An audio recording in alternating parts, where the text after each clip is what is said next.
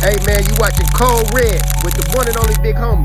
My big homie, KB. It's up there and it's stuck here. Boom!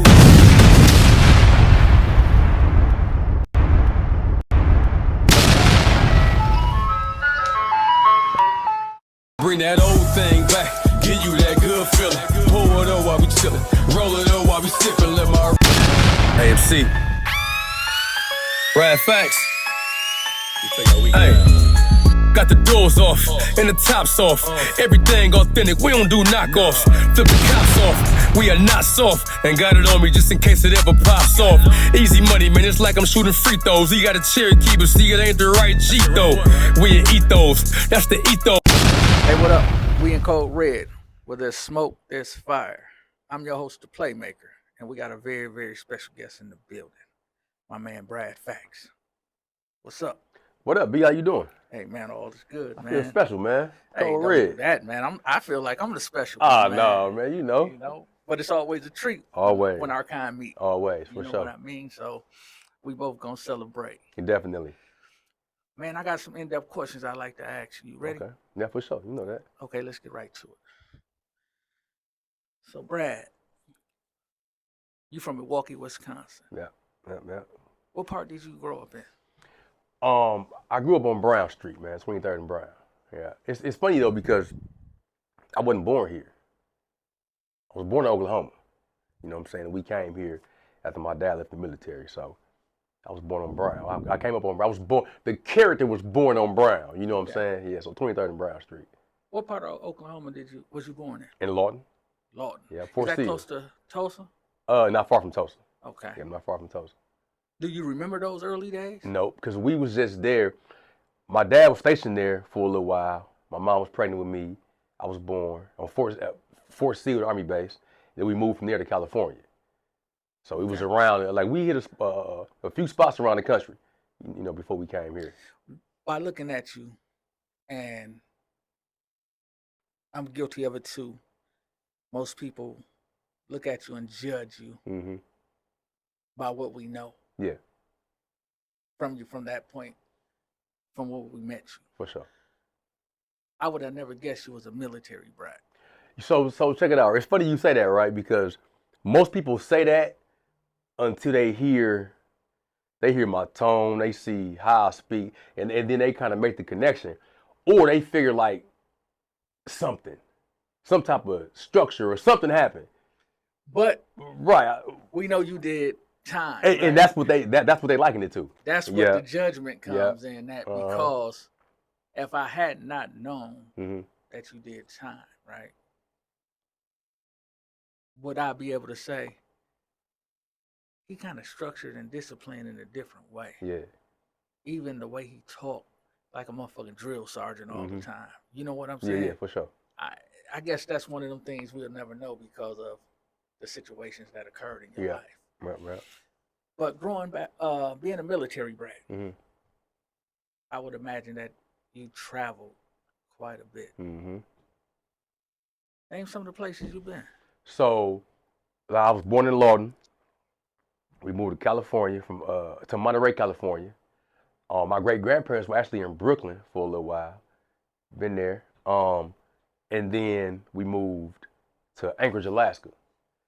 And then we moved here. My mother was born here. My mother and my mom's side of the family is from here. Okay. My dad's side of the family is from Georgia, Augusta, Stone Mountain, Decatur, Atlanta, places like that.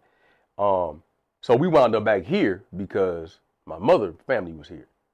And she swore up and down that she didn't want us to come back here because she knew what would happen. And inevitably, the crack epidemic it took a toll on our family. So, but yeah, man, from Oklahoma to California to New York to Alaska and then here. Man, you've been to some places. Yeah. We're talking about Alaska, man. Yeah, Anchorage. And it's crazy, KB, because Anchorage is not as cold as people would think. I've experienced colder winters here than there. The most unique thing is the light 6 months and the dark 6 months because of the region it's in. But was you able to adjust to that? Do you remember? It was how old hard. were you in Anchorage? I was a kid. I was like 6 or 7. Oh, so you do have the memory of how the seasons were going. But it was normal for me at the time, though. You know what I mean? It wasn't until I got here when I was like, it get dark every day. Like every day it get dark. Like it get dark every single day. Hey, You know what I'm saying? Look. that's crazy, bro, because I have family in California that had never seen snow Yeah. or a snowblower Yeah. before, right? So when you say that, it's funny, but it ain't funny. Yeah. You know what I mean? Yeah, for Because sure. I can imagine a shock factor of you trying to figure out why it's doing it. Yeah. I didn't understand it. And another thing was the zoo. The zoo there is just an exhibit here. So it's like they got the polar bears. It's an Arctic exhibit. Polar bears, Siberian tigers, emperor penguins, shit like that. You know what I'm saying? There is all normal. So I was really confused. It was a culture shock. I'm like, I don't like it here because, you know, as a kid, you just want the quote unquote normalcy and what you accustomed to. And I was like, nah, this ain't it, man. I ain't like it. So you were like 8 years old? I was 7 when we moved. Or going on 7 and whatnot. And so when I got here, I was like, I met my dad's side of the family. I remember meeting everybody I know right now. You know what I'm saying? It's funny because I remember meeting them and just kind of feeling completely different than everybody else. So why did you feel different? Just because so my mother was a teacher's aide when we was in Alaska. So everything was school heavy. I had summer schools at home. It was regular school during the regular school season or the school semester or whatnot. So it was never not a time where we wasn't learning something or being educated on something at some point in time. So when I got here and I met my cousins and the difference was in the dialect and just the interaction. And it was intriguing. So it was like, I didn't like being here, but I fell in love with them. Mm-hmm. You know what I'm saying? It was a total embrace on their end because they didn't know me either. So when I'm hearing them talk, I'm intrigued by how they talk. But I didn't like the feeling I had being around them because I felt like I was the odd man out. Okay. And that's what it was. So did you feel that way because you were the sharpest pencil in the room, so to speak? I didn't consider it that. I just felt I just wanted, see, as a kid, the worst thing you can do is not fit in. Right now, we all want to individual. I'm in my own lane. I'm doing this. We don't want our own lanes at 6, 7, 8, 9, 10 years old. We want to be a part of the group. You know what I'm saying? Especially if they family. So I wouldn't call it the sharpest tool in the drawer. I mean, whatever. But I just felt like I couldn't really articulate it. It just felt odd. Okay. You know what I'm saying? So, 7, 8 years old, you meet your dad's side of the family, right? Mm-hmm. You're feeling a little odd. Yeah. Because you just now getting to know them. Mm-hmm. The culture is different. The language is different. Even what they eat is different. Mm-hmm. How long did it take you to adjust to figure out, like, man, when in Rome, I got to do what the Romans do? I don't even think I can say how long it took. I know this though. So I started school early. When I got here, the Milwaukee public school system put me in my right grade because of my age. And I failed first grade because I didn't do nothing. Like, I don't want to, oh no, I'm good. I want to go home because I consider Alaska home. You know what I'm saying? And so then the when in Rome do as concept kind of came about when I started to spend more time in the neighborhood of 23rd. You know what I'm saying? Because we wasn't living there at first, and we wound up moving there, and I started to do the things that they was doing. I would pattern my speech after them. I would do a lot of the stuff that I thought was normal by their standard, and I suppressed who I really was, trying to fit in with them because I didn't want them to look at me like, oh, he weird, he lame, he whatever. You know what I'm saying? So the funny thing is when I was exposed to stuff that I shouldn't have been seeing, shouldn't have been exposed to from just being over there. And when you take a person or anything or anybody and you put them in an environment where there really is no rules, it's just anarchy. but this is a structured individual. It don't really miss. It's like water and grease. You know what I'm saying? He gonna stick out. So even though I thought I was one of them, they still looked at me like, oh, Brad, you know, he this, he that, he did. Now I'm finding this out now. You know what I'm saying? Because we done had conversations. Oh, Brad different. He ain't, you know what I'm saying? Because I was into what I was into. I'm a reader. You know, all that prison shit, the structure of it happened before I ever went to prison. Right. Because of the military. You know what I'm saying? So I was able to adjust to that, just the time schedule in terms of, you know, how it was. Yeah, because you was basically still a kid. Yeah. So, yeah. you know, the things that you would normally do and the structure you actually had it at home. Mm-hmm. So your cousins, I Yeah. guess the goal was to protect you in a way or make you become more like them. It's funny because we were so close in age. So my older cousins on my mama's side, I idolized them. Terrell and Trav, man, them was my dudes, man. They was just like my be all end all. You know what I'm saying? And they had such a huge influence on not just me, but everybody who was around them. But I couldn't really hang with them because they 7, 8, 9 years older than me. So I wound up, you know, on Brown with my other cousins who we was all close in age. We a year apart, 2 years apart, some of us the same age. And it was a group of 5 of us. And we was locked tight. And each one influenced the other. But they didn't know that they all influenced me because I just wanted to be quote unquote normal. You know what I'm saying? But what was normal to you? Normal to me was watching them do what they did. Okay, so you wanted to basically be on the sideline. So I was able to be home with my mama and be the other version. So my life was dichotomized like early in the beginning. You know what I'm saying? I'd go over there and there wasn't no rules. Right. So I guess it's safe to say you were in a cross between good and not 100%. necessarily bad, but 100%. you know, yeah. I look at it being you come from a structured family on one side, and then you come from a legendary family on the other side. And once you learn who your family really was on that side, That did it. That did it. Because I didn't know Terry at the time. I met Terry, you know what I'm saying? And then I would be in school, and some of my classmates' parents would see my last name and say, are you some kind of, I'd be like, yeah. I wasn't really getting the gist of what they were saying. I'm like, yeah. So now it's the guys that's coming to pick their kids up from school that's seeing me and say, hey, what's up? Tell your uncle I said whatever, you know what I'm saying? Which created a different credibility with me in school with the other kids. So then it's kind of like once you buy into the hype, you sold on everything else. So was it ever a time where you was like, Uncle, just come get me from school one day? Yeah. Yeah. Yeah, he came and got me in the Fiero. He came and, man, listen, man, he came and got me. He had a Trans Am. I'll never forget this. He had a Trans Am. I remember the Trans Am. And he took the back seat out and put speakers back there. And I remember him coming to get me from school, man. And it was like the coolest thing ever because it's like everybody else was getting picked up by their mom or sometimes their dad.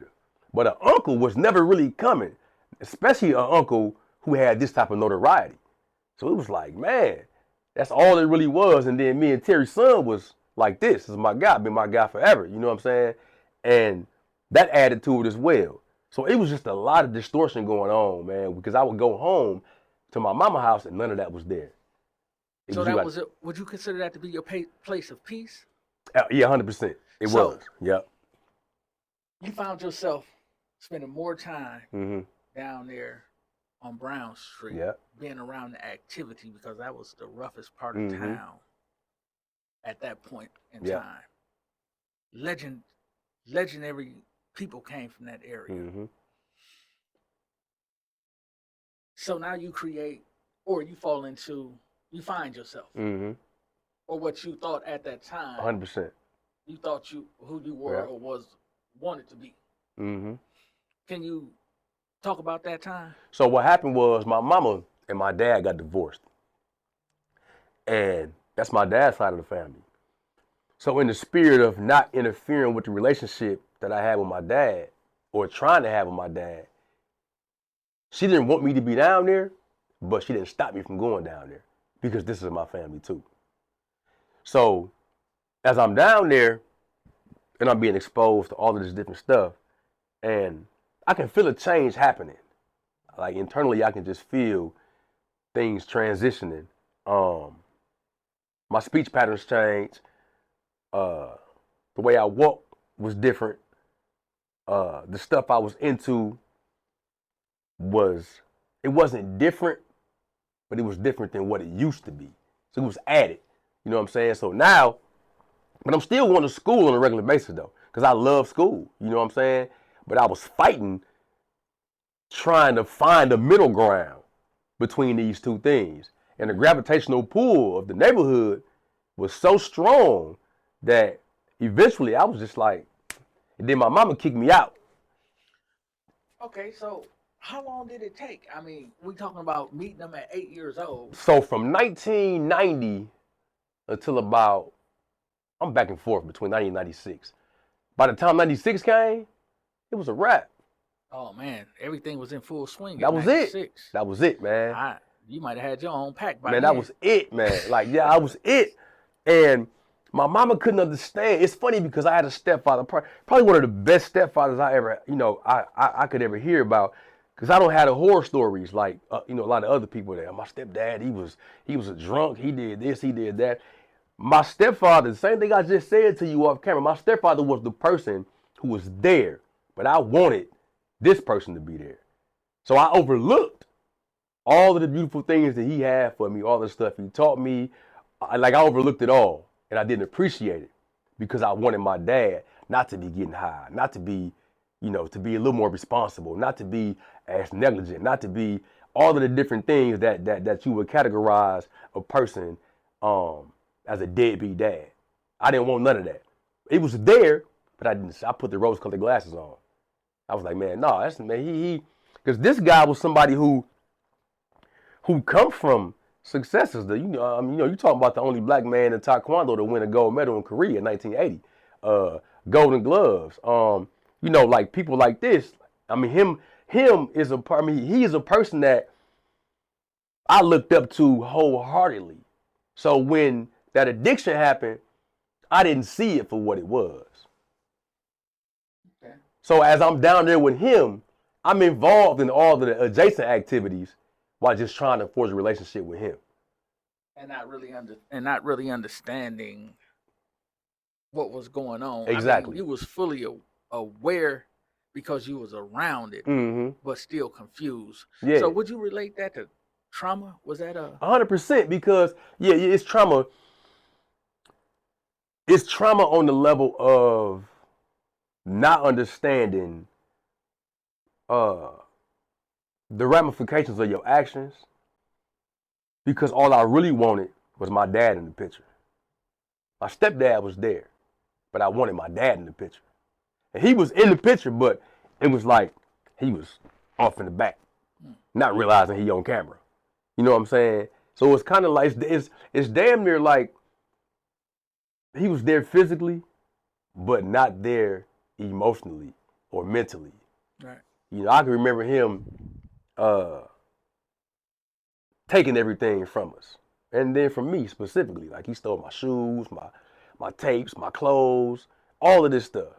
But I was the only person as the youngest son who was trying to see the good in that. While at the same time, trying to be who I'm trying to be. So what kind of abuse is that? I mean, we talk about it's so mental many emotional forms of abuse and trauma. Yeah. And when we hear things like that, we kind of overlook it, not realizing that it's real trauma. It's manipulation too, because there was times where my mom was like, don't let him in the house. But he would come to the door and I couldn't turn him away. It's my dad. I couldn't say, I know I can't let you in. I'm 11, 12. I can't turn you away. He's like, Brad, Daddy got to use the bathroom. Cool. Open the door. I can recall a time where he was like, man, he gave me like $5 to go to the store. He said, "I'll be gone when you get back." I'm like, cool. I walk to the store, come back. In my mind, he gone. My mama got there like 5 o'clock when she get off work. And he was in the closet. He had cut all her clothes up. Jumped out the closet. He didn't do nothing to her, but he scared her, you know what I'm saying? So the whole 2 hours I was there, he was just in the closet. But this mentality is a military-minded mentality because you got this patience to lay on your enemy, to lay on your target, to lay on the subject, and it doesn't matter how long it takes, you're gonna get done what you trying to get done. So I was like, damn, I still didn't really understand what he did. Cut all her clothes up. She got up the next day to go to work. Couldn't get dressed because she ain't got no clothes. My stepdad, that same day, she called off. He took her shopping and replaced her whole wardrobe. So that alone says you care about us. Mm-hmm. But I didn't view it that way. My perspective wasn't that. So you still saw no wrong in Dad after? I didn't want to. Yeah. It was conscious ignorance. Okay. I didn't want to see no wrong. So now, knowing that he had an addiction, mm-hmm. you enter your drug dealing stage. Mm-hmm. Wanting to be Scarface. Mm-hmm. Ironically, your name is Brad Jones. Right, yeah. Ain't that something? Yeah. Yeah. Let's talk I told Face that too. We talked. We talked. Yeah, we talked about that. Hey, man. Yeah. That had to be a funny moment. It was. I got a picture too. We talked about that. He said, "Man, ain't nobody find out we was cousins?" I said, "I don't know, man. I don't know." No doubt. Yeah. So you enter that stage in your life. What was the ultimate goal for you when you entered that? Because you saw the damage that it was causing, because Brown Street in that time mm-hmm. was a hotbed. I mean, it was really the epitome of crack. Yeah. I didn't have a goal. My goal was just money.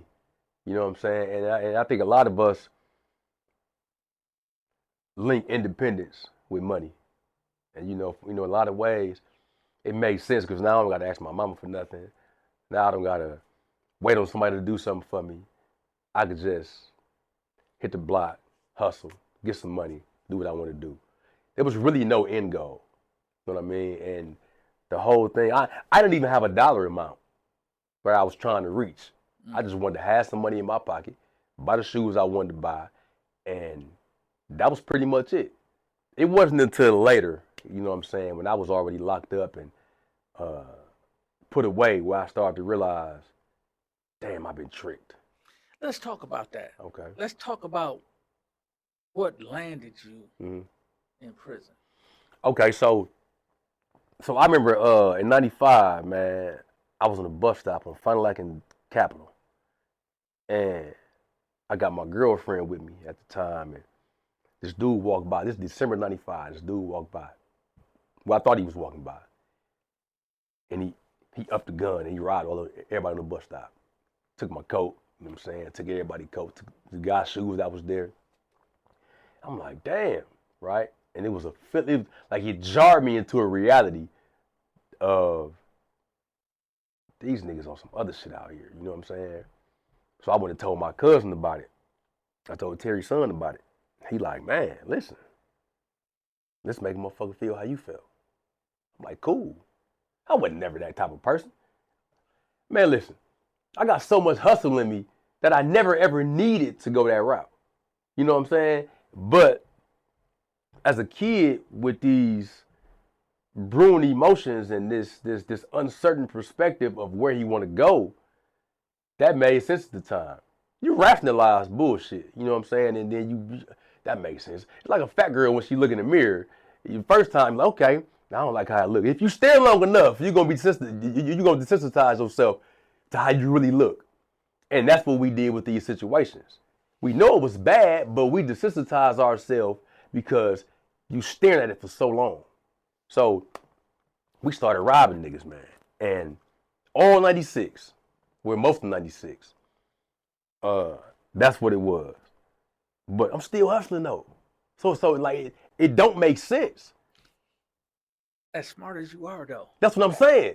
It's like I rationalize this nonsense, and I'm still going to school too. It's like, and like it's So I guess funny, the man. saying is true that hurt people only want to hurt people. 100%. Because that's the only reason I did it. That's the only reason. Like there was no other reason. I didn't need the money at the time. It was just, man, it was retaliatory. It was like and these people didn't even do nothing to me, and it was all random. And then in '97, rolled around in February. We on 25th, man, leaving some people's house and going to the gas station. I up on somebody, rob him. He gets shot. I said, man, don't move. If you move, I'm shooting you. I shot him, and my cousin called my name. Called my name, man, in the midst of this, and dude didn't die. So when he got out the hospital, he go around the neighborhood, hey, y'all know such and such? He come across some people like, yeah, his real name is, and that was it. So the next 4 days, they spent looking for me, found my cousin first, then found me, and Jerry had just went to jail. Jerry Walker had just went to jail, 95, 96. And I was over there with my cousin, Terrell and Trad and them. And my dad brought the police to me because they said they had me labeled armed and dangerous. So I guess they hit the hood probably 7, 8 cars deep looking for me. I'm a firm believer in always letting somebody know where I am, even to this day. You know what I'm saying? Just in case anything happened, you can come right to me. And I told him I was going around the corner. So when they came, the police came looking for me, he brought them over there because he felt as if he could act as a buffer to, de-escalate whatever potential problem was going to take place. And he brought the police to me. I came out of the house because of what had just happened in this area with the indictment not long before this.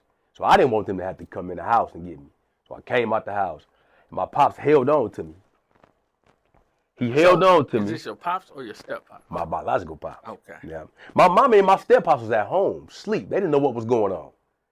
And my pops held on to me. He grabbed a chain link fence, and I was between his arms. He grabbed a chain link fence and held on to me. And the police came from behind what used to be Stephen Chris. It's something else now, but they came and got me, man, and was like, well, we want to just talk. So I'm like, okay.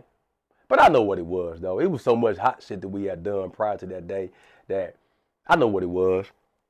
Well, I knew it was one of those situations. I didn't know my cousin was in custody at the time. So the police tell my dad, well, you can come downtown with him because he is a minor. He said, well, no, I got something to do. Man, KB, listen, man. I'm going to tell you something, bro. Out of all of the stuff in my life that I survived and endured, that shit right there tear me up, dog, to this day. Like, no lie, I'm talking about, man, because I just don't understand it.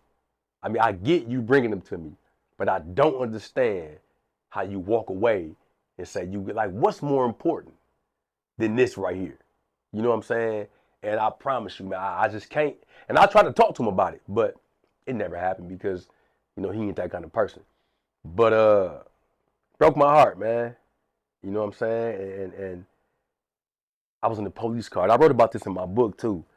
I remember sitting in the police car, and as they was pulling off, I looked out the back window. I was on my knees in the seat, looked out the back window.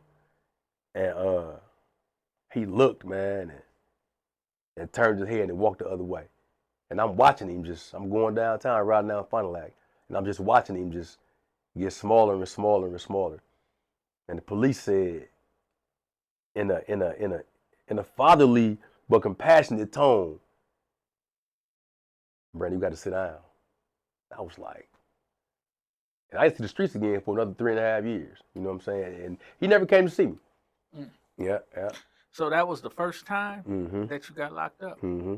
So did you go to prison on that stint? Yeah, I went to Riot. I went to DT. They waived me right away. They waived me and gave me 25 years. But they bifurcated my sentence, though. They gave me 5 for the shooting and 20 for the armed robbery. And I went to DT, which is a detention center, And then they weighed me and sent me down to the county. And I was in the county for like 3 or 4 months fighting the case. And my cousin told on me. And I got sentenced July 18th, 97. And I got sent to Wales July 21st. For some reason, they wouldn't send me to Dodge, even though I was in the county. Mm-hmm. They said I was too young to go to Dodge. But everybody in the county was going to Dodge, so it didn't make sense. So what they did was sent me to Wales, and Wales acted as Dodge for 9.5, 10 months until Riot opened up. And they sent me to Riot the day it opened. Okay, so Riot was a medium? It was a max. It was a max? Yeah, at that time, it was a max. Okay. Yeah. So did you ever escalate to Green Bay, Wall Pond, or you stayed at Riot? It was later I went to Riot. I went to Green Bay because I did 3.5 years, and I got out in 2000. And I went back in 01. And that's what was the case in 01? It wasn't no case. It was all revocation. That's the funny thing, man, about the state of Wisconsin. You know what I'm saying? So they charged me with, I was working at a hotel. They charged me with using a stolen cell phone. So I'm like, how? Like what's the real charge? And the real charge was theft, but it was no evidence because I was the only one on paper who was working there, and everybody got the same key card to all of the rooms. They charged me. So when I got my papers, it said the usage of stolen property. I'm like, what? So I got revoked. You had to sit 17 years. I got revoked. I did 13 months off of that. Okay. Right? I got 7 months and 16 days for the phone. And 6 months revocation. Okay. And I'm like, what the hell? So I get out in February of 2002. I'm 20. At this time, it's like I probably was in the worst headspace ever because I'm trying to figure out how the last damn near 5 years just went by and I ain't seen the streets. And I'm 20. And I'm like, what's... Like, it's like I was walking around in a vacuum. I'm just looking like, dog, how the hell I get to 2002 and it was just 97? You know what I mean? I just couldn't wrap my mind around it. You was wondering where all that time went? Yeah. And like, I knew I had the experience. I remember being there, but I couldn't wrap my mind around how it jumped like that. So let me ask you a question. What's that? Doing time. Mm-hmm. Is it true that you only really remember 2 days? The day you went in and the day you went out? Hell no, I remember every day. Well, if you remember every day. Yeah, but it was later though. So later, so what I mean by that is, trauma is funny because you suppress things for the purpose of survival, right? And there's a quote by a dude named Viktor Frankl, man. Viktor Frankl wrote a book called A Man's Search for Meaning. He survived Auschwitz concentration camp in the 1930s. And he said an abnormal reaction to an abnormal situation is a normal reaction. So while I was there, I remember being there, right? But being there wasn't as traumatic as going there. The process of court, the crab shower, the changing over your clothes, them taking your eye. I was so small when I went that they ain't even had nothing that fit me. I had to tie my underwear up in a knot on the side so they wouldn't fall off. You know what I'm saying? So like that type of shit is traumatizing. So moving forward from there, you felt a sense of relief after the process? Yeah. Because I wasn't wanted by nobody. I slept well. I didn't have to worry about the police knocking on the door.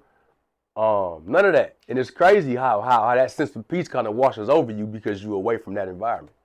So in total, how much time did you do? I did 17 years and 3 months. 17 years straight. Because I got revoked on the 20 years. Remember, the 20 was over my head the whole time, but I had to do the 5 though. So when I got revoked for a misdemeanor, that got dismissed after the revocation. And I still got revoked. So they played you. Yeah. You entered the prison system. Just a kid. Mm-hmm. lost, probably full of fear, Mm-hmm. not knowing what to expect. But you knew that every day you have to do by yourself. Mm-hmm. What was the mind frame? So first one, I'm gonna talk about that fear, right? That fear, like, so I used to be afraid of the dark when I was a kid, like most kids were, right? Um, and then I had an accident with my arm. My arm got cut, and I went to surgery. I had surgery. I was there for like 11 and a half hours, right? And I got 330 stitches. They revived me, put a tourniquet on my arm, all kind of stuff, right? So that nullified my fear of the dark. What I didn't realize is it nullified fear for me. So when I was between 91 and 97, when I went to jail, that element of fear was gone. And in retrospect, I understand it. As I was living it, I could have never told you what was going on. But all of the nonsense that, niggas do in the hood, count me in. Count me in. I go do it. I go do it. It was just nothing. But again, it was also in an attempt to feel normal. While their perspective is, this nigga tripping. You know what I'm saying? So when I went to court in 97 and I was 15 in front of the judge as an adult, it restored that fear. Because I never knew that level of fear and intimidation existed till I sat right there with my life hanging in the balance and he was going to decide my fate. And the problem was that I wound up being desensitized over time to going back and forth to jail. And it was just a process. I'll be back next year. I'll be back whenever, you know what I'm saying? So then when I went and I got to 20, it was then when I was like, damn, 20 years? I was 22. I couldn't imagine my life at 42 years old then. I couldn't imagine it. Because I had been told you ain't gonna see 18 for so many years that 42, you know what I'm saying? So when I lost my revocation, I remember being in MSDF and I got the papers and I opened up because the back, it's like a packet that you get when you get revoked or they get the result of the revocation here. And the result of it is on the back page. I opened it up and it had a big red stamp that said revoked. I was like, damn, man. So I'm a survivor, you know what I'm saying? So I created something in my head that said, oh, I'll be all right. Not really knowing if I was really going to be all right or not. And so now I got to do this time. So that's when I went to Green Bay. But the funny thing is when I went to Green Bay, my face card didn't have a charge on it because the charge wouldn't have got me to prison. It was a misdemeanor weed charge that they dismissed. You know what I'm saying? So my charge from 97 was what got me there. But they didn't post that because what it said was a VOP, which is violation of parole. So I'm at Green Bay. I'm in Green Bay. They like, what does this mean? They didn't know what it meant. So I'm telling them, they like, well, this don't make sense. I go to the social worker, the unit manager, everybody. They kick me out of Green Bay. Send me back to Dodge. I leave Dodge, go way up to Vilas County. At the time, Wisconsin had contracts with the county jails throughout the state. I spent 70 days in Vilas County up in Eagle River. Left Eagle River, went to Oshkosh. Now they trying to figure out how I got to Oshkosh so quick because it's a medium and I got 20 years. So it was just a bunch of, they didn't know what was going on. But what I knew is I had to figure some shit out because I can't keep doing this. You know what I'm saying? And I sat there, man, and I couldn't believe, like, for a long time, I couldn't even say how much time I had out loud. I would tell people 9 years. For some reason, I just came up with the number 9. Like, I don't know. Keep people out of my business. But I was fighting with the acceptance of having 20 years. I'm like, I can't do it. This don't happen to me. This happened to people I know. Right. You know what I mean? Like, no, my uncle been locked up 13, 14. This don't happen to me. And as time went on, and I was like, something got to change. And I said, oh, I think I know what it is. It's me. The environment ain't going to change. The environment is going to be what it's going to be. The system is not broken. It's going to be what it's going to be. It's me that's got to change.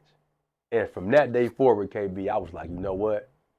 It'll never happen again. So you dived more and more into the books, got back on your studies. Man, I reverted all the way to 6 or 7 years old. Like I simplified it. I simplified everything. And I basically morally started over. You know, I kept some of the stuff my parents taught me. I discarded some of the other stuff, and I picked some stuff up from just experiences. And I was like, man, oh yeah. I'm gonna figure this out. And then I read A Long Walk to Freedom by Nelson Mandela. Knowing that story, man, I ain't have a complaint in the world after that, man. Changed everything. Man, it changed everything, bro. Okay. Well, before we get into the rebirth, we'll just talk about how life takes you through three different phases. And your phase is the storm. I guess 23rd and Brown was where you entered the storm. Your prison experience was the middle of the storm. And you discovering who Brad Jordan really was coming out of the storm. Yeah. Let's talk about coming out of the storm. Let's talk about the rebirth and all the beautiful things that you got going on today. So that, I can tell you when that started. I made my mind up. I was 27, 28. Right. So it was like 2008 going into 09, somewhere around there. And I started to realize we went about this shit the wrong way. Like we've been sold so many dreams and so many lies and all of this stuff, right? Like the times when I was trying to suppress who I really was to fit in with the people who I loved and cared about, they never really wanted me to do that. They loved me for who I was and who I am, you know what I'm saying? And so I said, you know what? I'm gonna switch it up. I wrote 5 books. They was urban novels though. Because I'm the type of person where if I see something, I can do that. I'm gonna figure it out. I'm gonna figure out how I can do that. I read Imagine This by Vicky Stringer and Let That Be the Reason. And I said, these books ain't shit. I can, you know, they good books for, you know, for what they are. But I said, oh no, I can do better than this. So this is a 2-part question. Okay. You discovered your passion for writing, but you choose to write urban, about the urban experience, basically. Yeah. What made you write Courage Under Fire? Was it a form of self-reflection? Yeah, it was. So Courage Under Fire is comprised of a lot of notes I took when I was locked up, right? I moved from the urban fiction because I would always have like 2 pages, 3 pages at the end of the book that gave a different perspective of the story. People respected it, but it wasn't as popular as the story, you know what I'm saying? So the pandemic hit, man, because I came home in 2016. And the pandemic hit and people lost their jobs and people was confined to the house, right? I was out, I was good. Because, you know, confinement to me ain't the house, you know what I'm saying? So it's like, shit, I'm good. This is a more luxurious cell. I'm straight, you know what I mean? So people was complaining about, man, I'm tired of being in the house, yada, yada, yada. So I said, you know what? I'm going to come out of this with something that's going to last forever. So in 9 months, I wrote the book. And the subtitle is Nothing Changes Unless You Change. And like that's something that I experienced. It wasn't even like I'm trying to instruct or direct or teach. It's just, hey, I know this to be empirical, man. This ain't even nothing that, it's not theoretical at all. I know that you get out of it what you put into it. It's cliche, but it's the truth though. So when I wrote Courage Under Fire, first I wrote the song. It's a song I got called Courage Under Fire. I wrote in 2010 after the earthquake hit Haiti and all them people died. So when I wrote the book, my idea was, what the song represented was whatever you going through, whatever it is that you've seen in your life, you have to be able to face your consequences the way that you face your rewards, with your chest out and your head high. It ain't gonna always feel good, but it don't make it no less meaningful though. So I wrote the book, man, and Surprisingly, I say surprisingly because, you know, when you set out to do something, you don't always think it's going to work. But you believe enough to complete it. You just hope that it's going to be received, you know what I mean, the way that you want it to be received. And I got nothing but good things after that, man. Surprisingly, a lot of women was calling me like, hey, I love this book. And I'm like, damn, it was written with a certain person in mind, somebody that had been through something, but I never envisioned, to be real with you, I never envisioned how much women would get out of it. Why? Because I was thinking about the guys that I left in the joint. But I like, to be completely real, it was just like, my mama loved the book, and I was like, but the reality of the situation is 90% of the women were locked up too. 100% true. 100% true. And so the distortion regarding that is, with all of the programs, all of the groups, all of the reentry programs, reentry groups, you don't see a lot of women, sadly, because they are affected by that shit a whole lot differently and sometimes more than we are, because they're the primary caretakers of the home. So when they out of the home, where the kids go? If you look at the visiting rooms, man, in Green Bay, Oshkosh, wherever, it's filled with the same people that's coming to see the guys that go see the women, the aunties, the mothers, the daughters, the grandmothers, those people who show you support. I know, man, listen, a lot of my guys ain't going to see no women in the joint. That's crazy, but that's just the reality of it. So like, that's something that taught me, you know, when I would get messages and phone calls from women regarding the book, man, it opened my eyes to what I was closed off to, you know, to some point. I was like, okay. So do you feel jail was necessary, that it helped you evolve into a better man? Jail wasn't necessary, but that kind of situation was necessary. I mean, can you actually have that type of situation in the free world? Yeah. I mean, you Yeah. said it yourself that you was off the chain. Yeah, so I'm gonna tell you why you can have that kind of situation. So any situation that puts you on the sideline and help you see things for what they are, it just happened to be prison for me. You know what I'm saying? Because this situation is like, I know, man, my homie, man, he got shot and he was paralyzed for a while. We didn't ever think he was gonna walk again, but he did. And that right there, it jarred him into an appreciation. It jarred him into gratefulness. So sometimes, like some situations, like there's a defining moment that we all have in our life. You know, where we can say my life was like this until that point, and it hasn't been this way since. For some people, it's a car accident. For some people, it's having a child. For some people, it's relocating. For some people, it's meeting somebody. For me, it was prison.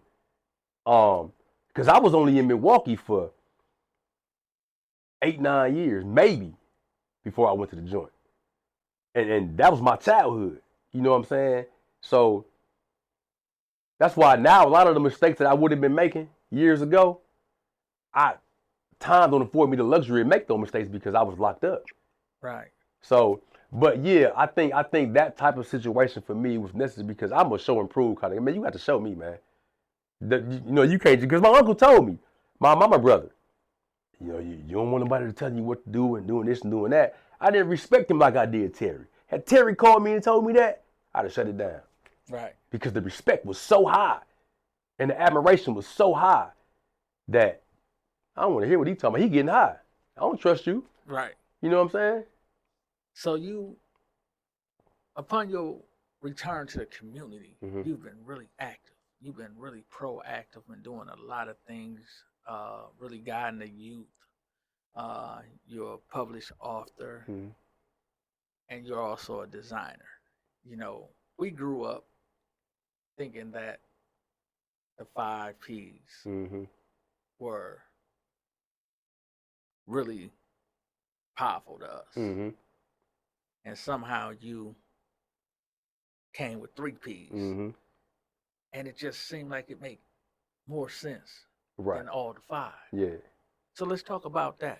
So I was putting up these videos. Well, I read a whole lot, obviously, right? In the joint. You know, My punishment was reading when I was a kid. So I kind of just, all I really did in the joint was concentrated the stuff I was doing, the positive stuff I was doing before I ever went.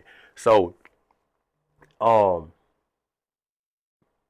reading philosophy and reading sociology, other self-help books, and then living life, it helps you create a new set of principles and a new set of morals and values and stuff.